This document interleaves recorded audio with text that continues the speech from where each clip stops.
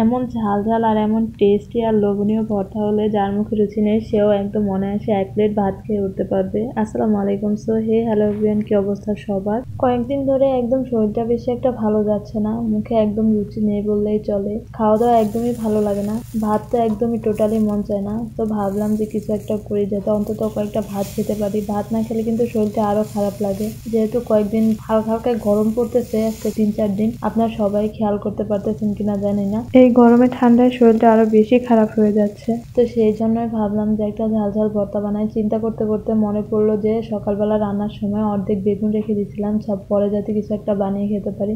তো সেই বেগুনটা দিয়ে এখন ভর্তা বানাবো। তো এখানে আমি হলুদ লবণ দিয়ে সুন্দর করে মাখিয়ে তারপরে বেগুনগুলো একটু তেলের মধ্যে ভেজে নিচ্ছি। আর এখানে একদম অনেকগুলা শুকনা মরিচ আর একটুখানি পেঁয়াজ কুচি করে নিচ্ছিলাম। পেঁয়াজ আর মরিচটাকে আমি লবণ দিয়ে একদম ভালো করে মেখে নিতেছিলাম। আর আমি বেগুনের উপরে চামড়াটা কিন্তু সরিয়ে ফেলছি।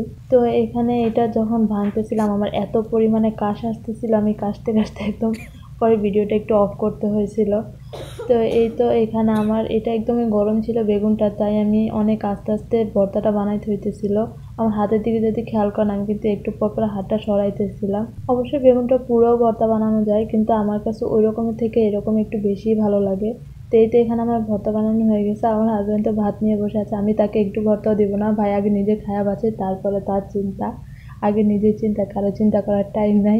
আসলে দুষ্টামি করতেছিলাম, তাকে ছাড়া আমি কিভাবে খাবো, তাকে নিয়েই খাইছি, দুইজনে মিলেমিশেই খাইছিলাম।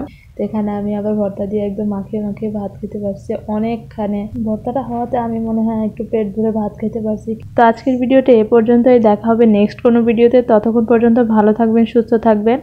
আর যারা ইউটিউব থেকে দেখতেছেন অবশ্যই চ্যানেলটা সাবস্ক্রাইব করে দেবেন, আর পেজ থেকে দেখলে অবশ্যই পেজটা ফলো দিয়ে লাইক কমেন্ট শেয়ার করে দিয়ে যাবেন। আল্লাহ হাফেজ, আসসালামু আলাইকুম।